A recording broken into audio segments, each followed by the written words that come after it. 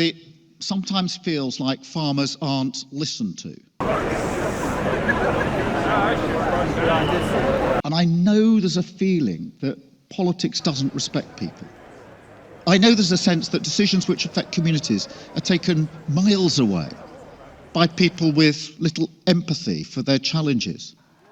That somehow politics is done to people, not with them. And I know this sentiment is especially strong when it comes to farming and the countryside. So let me start by acknowledging Labour's role in that. It's not deliberate. We do care deeply about the countryside. This is not the place to waste words on the government. But make no mistake, they aren't going to get this. They aren't going to understand the chaos that they've caused and what the cost is. I don't think they can change themselves, and they won't change our country. They're part of the broken system that creates that feeling, that lack of respect for communities across Britain. We need to show we're listening to the distinctive concerns of rural communities.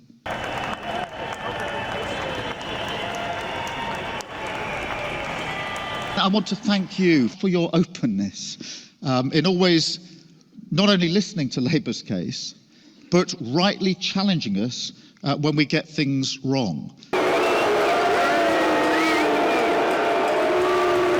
The best decisions, in my experience, are the ones that are held up to the right light and survive scrutiny. And the worst decisions are the ones that have never been challenged. And let me assure this room that openness will be reciprocated by my government if we win the election next year.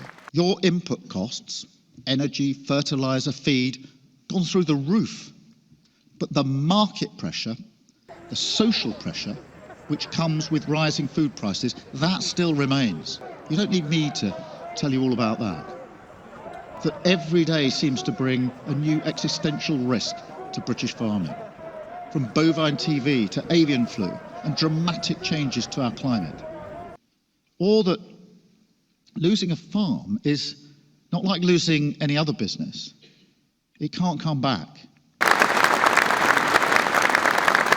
Yesterday, I went to London along with lots of other farmers to protest against the recent budget. I was going to film an intro there, but it rained so much that my waterproof camera stopped working, and when I dried it out in the pub, it asked me the time and date.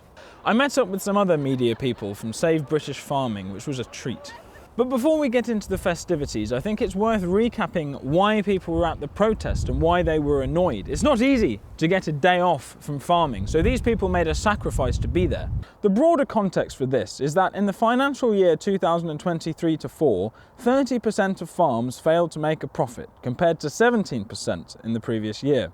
So that's more than a quarter of farms made no money or lost money last year. The industry is not in a good place at the moment. So farmers typically don't earn a lot of money, but the land they work is very valuable. But they can't exploit that value by farming it. It's valuable because wealthy people want it for things like development, solar panels, carbon credits, or to exploit something called agricultural property relief. This allowed agricultural property, land, to pass between generations, which allowed working farms to continue, but it also made land an investment asset for wealthy people who want to avoid paying inheritance tax.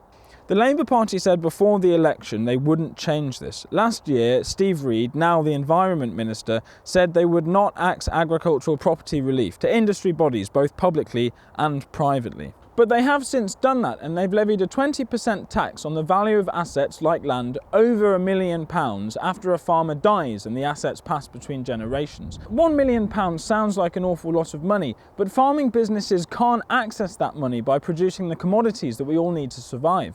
Because of the value of farmhouses, stock, land and machinery, this tax will hit even very small farms like ours. If my father was to die unexpectedly, we would have to sell 2 or 3 fields to pay the tax bill because the farm just doesn't generate the sort of money that would be required.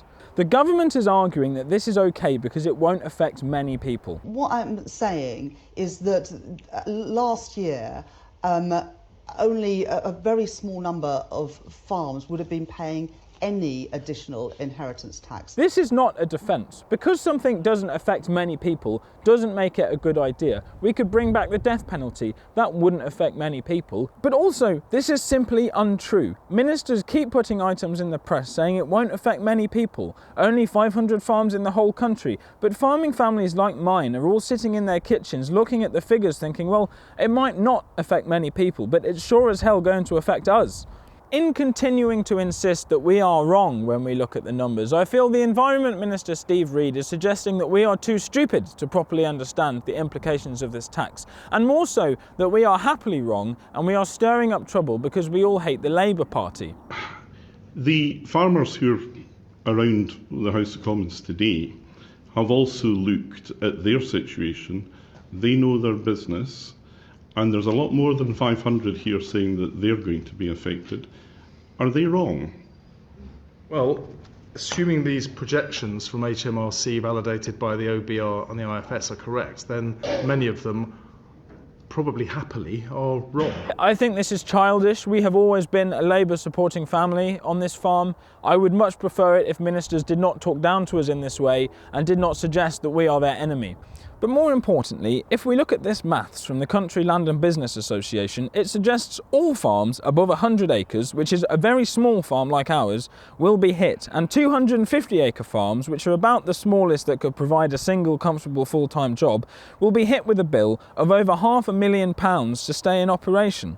That's going to affect the very vast majority of farms. And in response to this, the Minister of Government suggests that we could just dodge the tax, which is surely admitting that it doesn't work. They haven't closed the tax loophole. If we can dodge this tax, so can the very wealthy people and all their advisors who buy land as an investment asset. Them probably happily are wrong, because there are things that they can do to plan their tax affairs, as most businesses or asset owners would do, to limit their life. The Chancellor also has this weird argument that suggests farms are all owned by two people, which means both people can claim the agricultural property relief, and the threshold is actually 3 million rather than 1 million. This presumes that all farmers have a spouse, which is already a stretch, and also that they would be prepared to share their land with their spouse rather than just keep it and pass it on to their kids, which is what most people do. Divorce happens in the countryside as well. There are lots of reasons that you might not want to give half of your farm to your spouse. Look through the details, because if the farm is owned by two people, you have £3 million essentially tax-free. But with this, they're able to say that the threshold is actually 3 million rather than 1 million, and that we're very wealthy, too stupid to understand the figures, and are overreacting. But the 3 million figure would only apply in a very specific set of circumstances that just doesn't reflect most people's lived experience. The government is also saying lots of things that are outright untrue. Despite shafting us on this, they are emphasising that they support farmers. Farming Minister Daniel Zeichner has been doing the media rounds saying the £2.4 billion budget for farming is the largest ever budget directed at sustainable food production and nature's recovery. But in fact, they've capped the agricultural budget at its 2014 level. It hasn't increased from 2.4 billion since 2014. So they've whacked us with taxes that we can't afford to pay. They've capped the agricultural budget while lying and telling us that it's the biggest ever. And they are slashing the direct subsidies, which is hardly getting any airtime. Farmers receiving up to £30,000 will have 76% removed, but anything above that will be cut entirely. In this way, a farmer who originally received more than £100,000 subsidy in the basic payment scheme will receive no more than £8,000 in 2025. And they're putting a tax on fertiliser, which will further drive up costs. All this combined is likely to see the end of many working family farms, but I am furious because they haven't closed the tax loophole for wealthy people who buy agricultural land as an investment asset. But this tax will force us, who are the people the government are saying won't be affected, to sell a small parcel of land, 2 or 3 fields, far too small to be a viable farm and far too expensive for a new entrant to buy it and pay for it by farming it. But that little parcel of land by itself will be worth less than £1 million. It will be beneath the threshold for 100% relief. So a wealthy person could buy it and pass their wealth to their descendants without being taxed. I agree with the stated aims of this tax, but it will do the opposite. It will attack working family farms like ours, and it will provide more opportunities for more people to buy land and exploit agricultural property relief to avoid paying inheritance tax. Another defence that gets wheeled out is that we are overreacting because we can gift our farms 7 years before death, which presumes in the first instance that farmers can plan not to die for 7 years, making us play a lottery with death to allow our businesses to continue. But this is again admitting that they haven't closed the tax loophole, because if we can do that, so can the very wealthy. Despite what the government are saying, this policy is attacking working people, and it shows that the government haven't thought hard enough about the role agriculture should play within society. Agricultural policy is food policy, and food policy is about nutrition, and nutrition is about health. Agriculture and the National Health Service should be two sides of the same coin. Food should make us healthy, and if we do get sick, the NHS should treat it. I don't think that it is affordable to carry on with a relief like that when our public services are under so much pressure. And of course, farmers as well rely on good public services, whether that's our NHS, our roads or our schools. And that money will be put back into improving our public services. Tanking the agricultural sector for a little bit more money for the health service is not intelligent government. I am concerned that this is becoming a culture war issue. There is a split opinion on the tax. According to polling organisation More in Common, almost half of the population oppose the idea. Typically, right-wing papers are defending us, left-wing papers are attacking us. The newspapers have all taken sides, and it looks like Nigel Farage has set out his stall to benefit from the friction. Labour's plans mean that farmland will have to be sold, that family farms will get broken up. Why are they doing it? Well, here's the clue. Just see this from John McTernan, one of Tony Blair's advisors. I'm personally in favour of doing to farmers who want to go on the streets, we can do to them what Margaret Thatcher did to the miners. So just to be clear, Johnny, you would, beat them up? No, this industry we could do without. So that's it, class war. They're getting their own back for the miners' strike of the 1980s. They are very happy to see the family farm destroyed, as if somehow these are the landed classes and we must deal with them.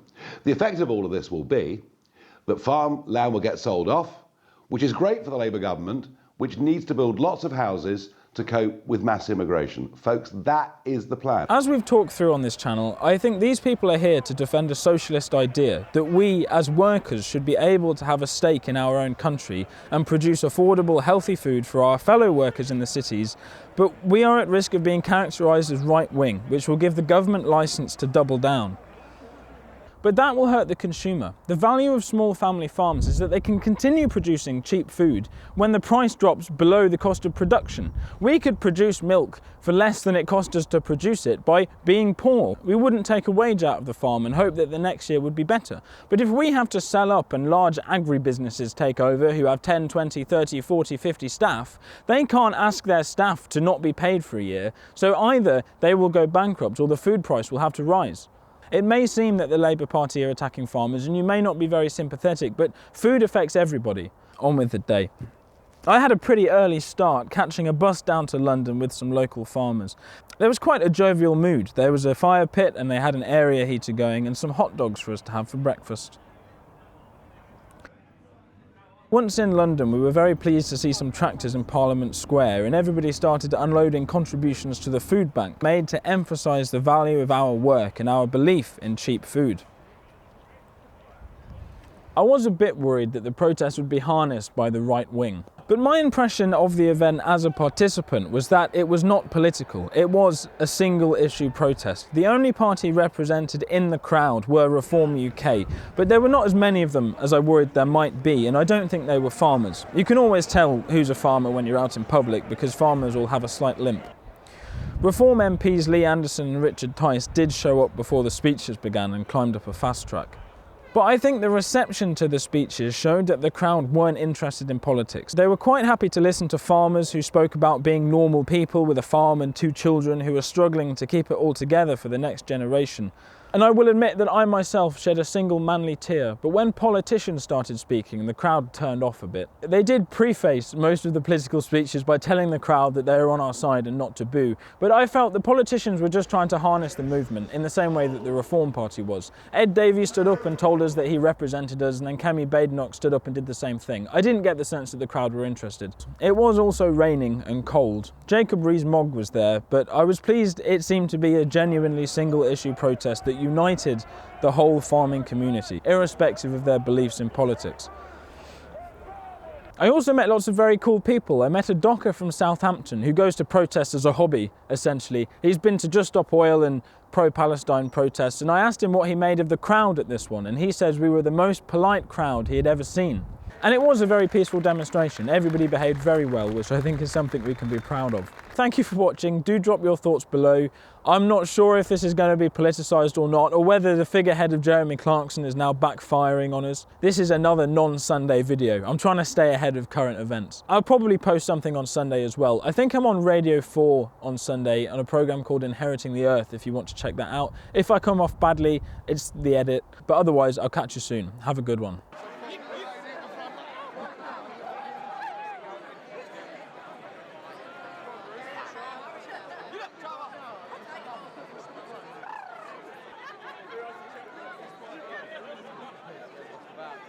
About.